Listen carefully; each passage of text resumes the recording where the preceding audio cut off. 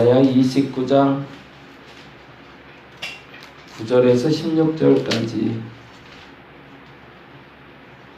왜 우리가 벌을 받는지, 왜 우리가 자꾸 하나님과 멀어지는지에 대한 이야기가 적혀 있는 부분인데요. 같이 한번 보도록 합니다. 보실 때는 28장 14절부터 30장 11절까지 보시면 됩니다. 28장 14절에서 30장 11절까지 보시면서 애굽 이야기까지 여러분이 보실 때 읽게 되실 거고요. 오늘은 역시 이스라엘에 대한 이야기를 같이 좀 살펴보도록 하겠습니다. 29장 9절에서 16절 같이 한 목소리로 읽도록 하겠습니다. 너희는 놀라고 놀라라. 너희는 맹인이 되고 맹인이 되라. 그들의 취함이 포도주로 말미암음이 아니며 그들의 비틀거림이 독주로 말미암음이 아니니라. 대저 여호와께서 깊이 잠들게 하는 영을 너희에게 부어주사 너희의 눈을 감기셨음이니 그가 선지자들과 너희의 지도자인 선견자들을 덮으셨음이라. 그러므로 모든 계시가 너희에게는 봉안책의 말처럼 되었으니 그것을 글 아는 자에게 주며 이르기를 그대에게 청하노니 읽으라 하면 그가 대답하기를 그것이 봉해졌으니 나는 못 읽겠노라 할 것이요 또 그 책을 글 모르는 자에게 주며 이르기를 그대에게 청하노니 이를 읽으라 하면 그가 대답하기를 나는 글을 모른다 할 것이니라. 주께서 이르시되 이 백성이 입으로는 나를 가까이하며 입술로는 나를 공경하나 그들의 마음은 내게서 멀리 떠나나니 그들이 나를 경외함은 사람의 계명으로 가르침을 받았을 뿐이라. 그러므로 내가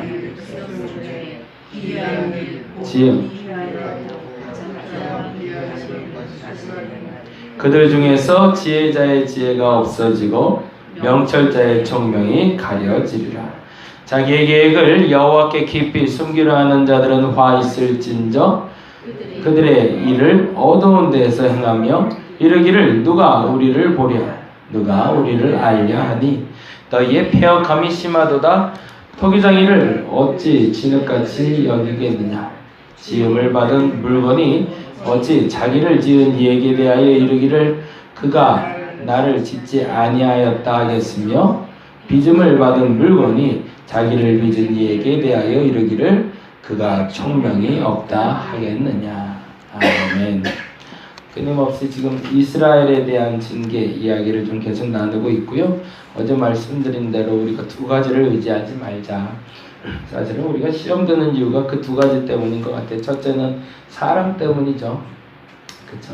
그 사람 하나 믿었다가 낭패 보는 경우들이 많은데 사실은 믿었던 사람들의 그 이면의 모습을 보고 실망하는 경우가 참 교회에는 많은 것 같아요.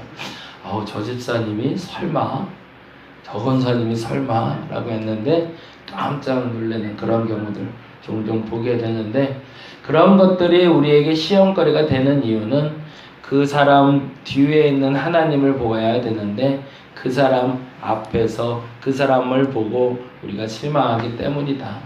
그래서 각자 교회에서 우리가 인정해야 될 것이 있다. 전제는 그 사람 뒤에 있는 하나님 때문에 내가 그 사람에게 본을 받는 것이지 그 사람을 보고 본받는 것이 아니다.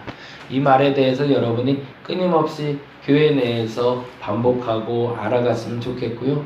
부탁드리는 것은 여러분이 그렇게 되시길 바랍니다. 이게 스스로가 인정해야 되겠죠. 내가 완벽한 사람은 아니다. 아니, 완벽한 사람은 되는 것이 불가능하다. 그럼에도 불구하고 하나님이 나와 함께 하시는 나는 최선을 다해 하나님의 사람답게 살아가려고 노력하는 사람이다 정도까지 스스로가 그리고 다른 사람에게 인정받고 인정할 수 있는 사람이 되어주셨으면 좋겠고, 두 번째는 지식에 대한 문제인데요. 우리가 알아봐야 얼마나 많이 알겠어요. 시간이 지나면 지날수록 저도 느끼는 생각이 가르치는 게 참 어려운 일이구나 라는 생각 많이 하게 됩니다. 그래도 좀 성경 좀 봤다고 생각할 땐 그래도 가르쳐주고 싶고 배우고 싶고 알려주고 싶고 그랬는데요. 시간 지나고 나면 날수록 더 성경 공부 가르치는 게 더 어려워지는 것 같아요. 그게 조금 더 저를 바르게 알아가는 것 같은 생각이 듭니다. 지식이 나를 온전하게 할 수 없음을, 그러나 그 지식이 어떻게 없음을 알게 되면은 그게 온전하지 않다는 걸 알게 되냐면 여기서 조금 저기서 조금 가져온 것들은 나를 온전하게 할 수 없다. 그 두 가지가 어저께 말씀드린 거라면, 시온의 기초돌이 되었던 이스라엘에 대해서 오늘은 29장 1절에 다음과 같은 표현을 하고 있습니다. 29장 1절 한번 볼까요? 29장 1절 같이 한번 읽어보겠습니다.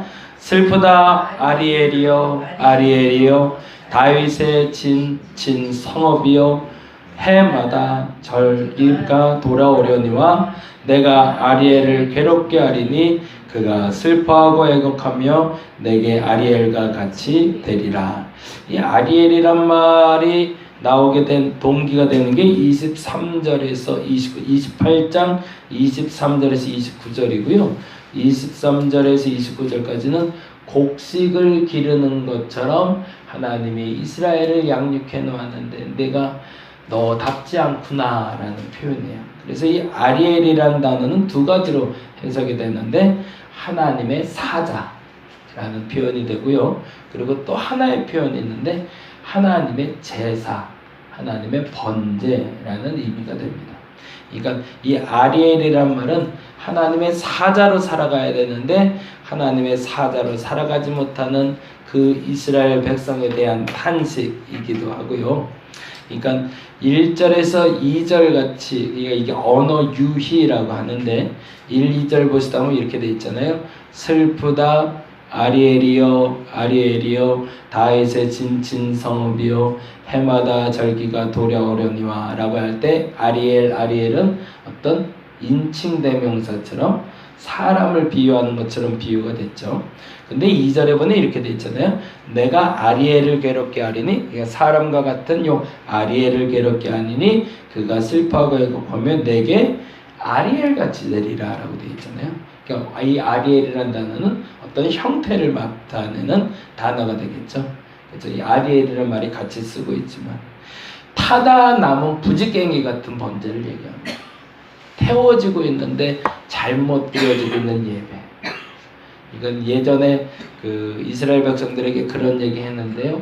양과 소를 가져올 때 정결한 것을 가져와 번제로 드릴지니라 라는 얘기를 했는데 그냥 허접한 거 적당히 그리고 때때로 정말 이게 예배인가 싶은 예배를 드리고 있는 이스라엘에 대한 하나님의 탄식을 말하고 있는 겁니다. 그 의미를 설명하고 있는 게 1장 하반부 부분이죠. 슬프다 아리엘이여 아리엘이여. 그러니까 이 말은 이렇게 되는 거죠.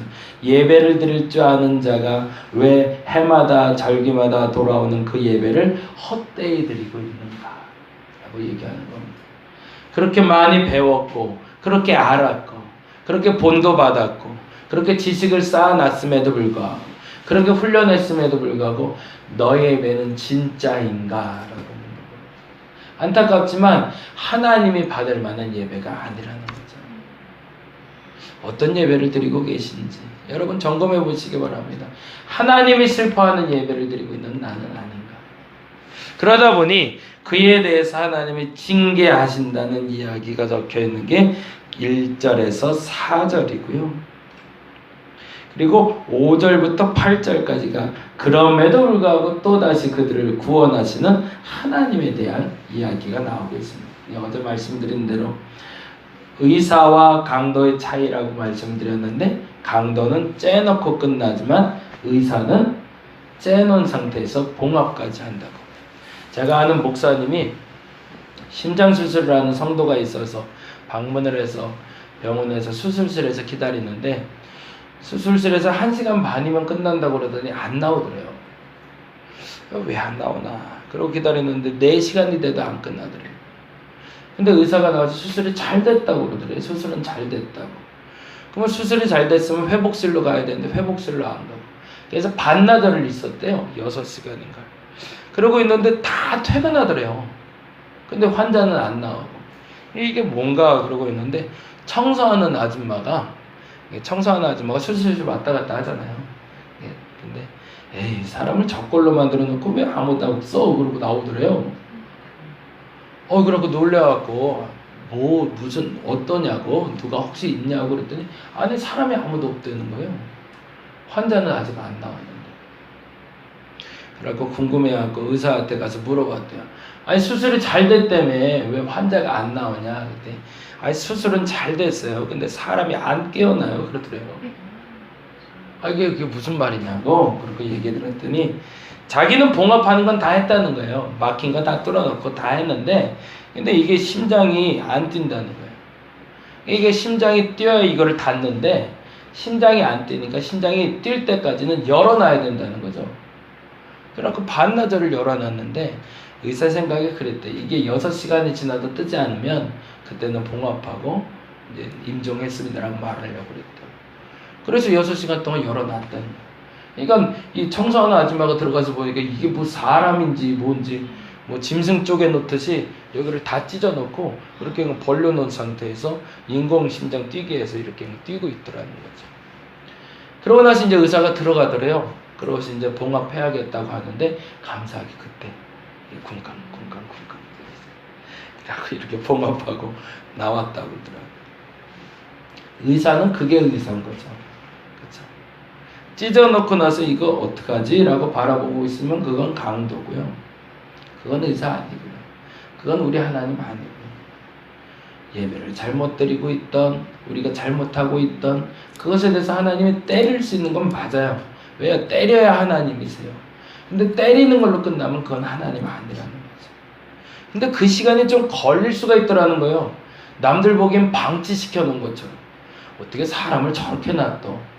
어떻게 예수 믿는 사람이 저렇게 될 수가 있어? 라는 말을 종종 들을 수도 있더라는 거예요. 근데 그럼에도 불구하고 그건 어떤 이유다? 살리기 위해서라는 거죠.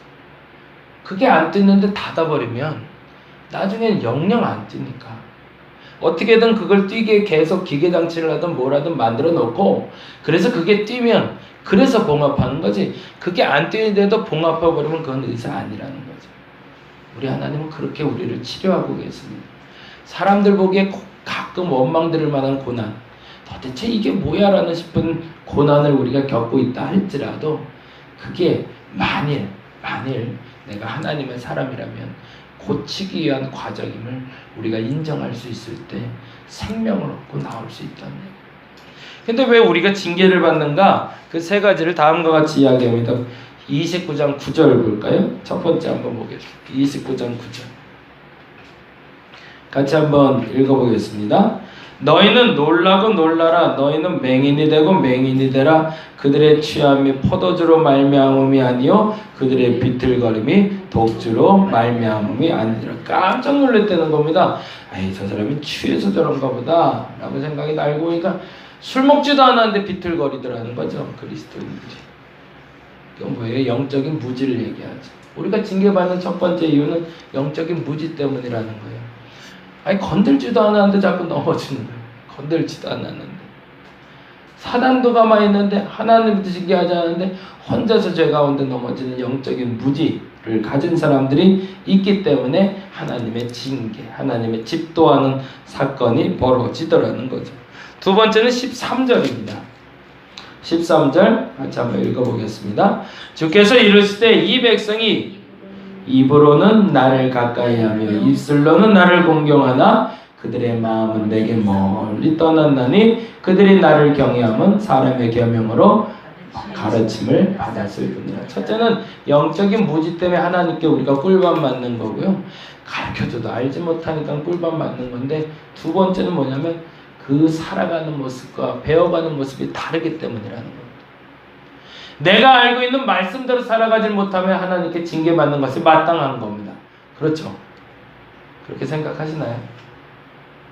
근데 그랬으면 좋을까요? 사실은 그러기를 바라지는 않거든요. 근데 정말로 난 배운 대로 살아가고 있는가? 들은 대로 살아가고 있는가? 아니요. 근데 그러면 맞을 준비해야 되는 거거든요. 아니, 달게 맞아야 되거든요. 왜요? 하나님 날 고치시려고 하는 거니까. 근데 이게 공식처럼 와도 나는 그거 도망가기 바쁘거든요. 그래서 16절과 같은 행동을 하는 거죠. 16절 같이 읽어봅니다. 너희의 패역함이 심하도다라는 얘기를 듣는 거예요. 그래서 영적으로 몰라서 맞을 때는 그냥 그러려니 했는데 아는데 맞을 때는 우리가 또 이렇게 얘기하거든요. 그 다음에 뭐라고 되어 있죠? 토기정이를 어찌 진흙같이 여기겠느냐? 지음을 받은 물건이 어찌 자기를 지은 이에게 대하여 이르기를 그가 나를 짓지 아니하였다 하겠으며 빚음을 받은 물건이 자기를 빚은 이에게 대하여 이르기를 그가 청명이 없다. 하나님이 무식하다라고 얘기하지 않겠느냐? 왜 그럴까요? 안 맞으려고. 하나님 그거 잘못된 거예요. 그거 내가 맞은 듯한 게 아니라 이런 상황 때문에 어쩔 수 없어요 라고 핑계대고 있는 나를 하나님은 도망가는 나를 보고 그렇게 얘기하시는 거죠. 토기정의를 무시하지 말라. 내가 너를 그렇게 짓지 않았다고 하나님 얘기하신다는 거예요. 우리에게 징계가 올 때는 몰라서 맞는 겁니다. 영적인 부지 때문에 비틀거리다가 얻어맞는 거고 나 스스로 넘어지는 거죠. 두 번째는 아는데도 그렇게 살지 않기 때문에 얻어맞는 겁니다. 세 번째 얻어맞는 이유는 핑계대기 때문에 그렇습니다. 이 세 가지에서 멀어지시는 오늘 하루가 되시기 바랍니다. 하나님한테 혼날 때 달게 혼날 수 있어야 됩니다. 그래야 건강하게 살 수 있어요. 근데 그거 자꾸 도망가기 시작하면 건강한 신앙생활이 불가능하다는 얘기입니다. 반면에 하나님이 가까이 계셔서 불편해짐을 기뻐할 수 있는 저와 여러분 되시길 바랍니다. 궁극적으로 그러면 우리에게 재앙이 오는 가장 큰 이유는 뭐다? 하나님과 관계가 멀어져 있기 때문이라는 거죠. 그 온전한 관계를 회복하셔서 하나님이 기뻐하는 오늘 한 날 한번 살아볼 수 있는 저와 여러분이 되시기를 간절히 바랍니다. 기도하겠습니다. 불편하죠. 하나님 곁에 계시면 행복하지만은 않습니다. 자꾸 사사건건 잔소리 하시고 그거 하면 안 돼, 저거 하면 안 돼, 그렇게 하면 안 되는 건데 라고 얘기하시는 하나님 곁에 계신데 어찌 마음이 편하겠습니까? 그럼에도 불구하고 그렇게 하시는 하나님이 계심에 감사할 수 있는 우리가 되게 하여 주옵소서. 편안해서 감사가 아닙니다. 불편함에도 불구하고 하나님이 함께 하시니 감사하는 겁니다. 그 감사, 그 진짜 감사가 있는 우리가 되게 하여 주옵소서. 영적 무지가 있다면 하나님 꿀밤 때려 주옵소서. 몰라서 실수하는 거니 알려 주옵소서. 그러나 알고도 잘못하고 있다면 조금 더 호되게 혼내 주옵소서. 그래야 정신 차릴 수 있으니까. 그럼에도 불구하고 핑계대고 있다면 정말 맞아야 됩니다. 그렇지 않으면 돌아올 수 없으니 하나님, 나는 어떤 영적 상태인가? 무지한 것인가? 알면서도 행하지 않음인가? 알고 행하지 않으며 핑계대고 있는가? 그 영적 상태를 분명히 알아 하나님과 오늘 한 날 온전한 영적 상태가 되게 하여 주옵소서. 귀한 예물 하나님 받으시고 기뻐하여 주시옵소서. 감사합니다. 고마우신 예수님 이름으로 기도드렸습니다. 다 같이 기도하고 돌아가도록 하겠습니다.